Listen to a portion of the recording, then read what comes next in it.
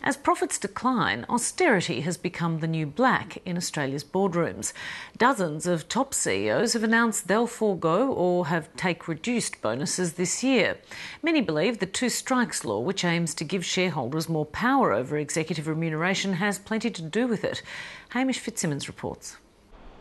Financial austerity is suddenly cool amongst top executives and chief executives. Boards have finally got some spine, shareholders have got some power, and CEOs are on the run.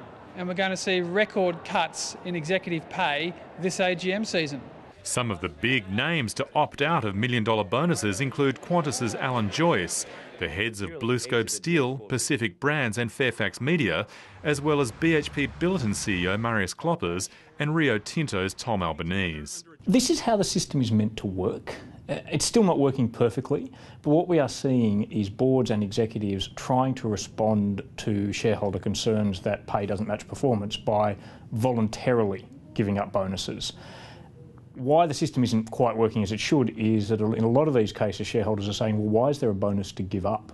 There's a view that spin has a lot to do with the decisions by many CEOs. We're seeing an amazing case study in spin doctoring because you've got CEOs who are announcing they're not taking their bonuses before they have to.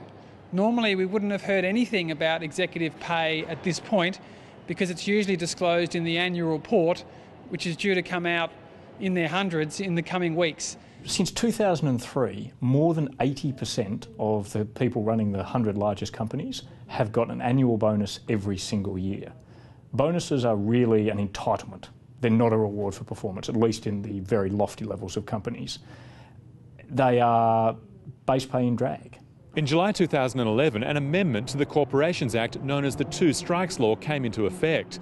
It's aimed at making boards answerable for excessive executive pay packets.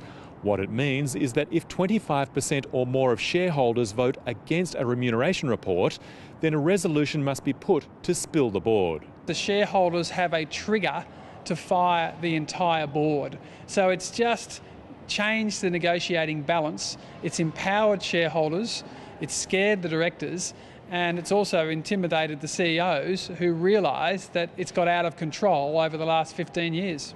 A number of companies got one strike last year, so will this year see boards across the country spilled? Well, over 100 companies last year had a first strike with more than 25% against, and I think there'll only be a handful of companies this year that get the second strike because most of those companies are reacting and are cutting bonuses and are changing substantially. So it's put the fear of God into the boards and it's strengthened their negotiating position against the greedy CEOs.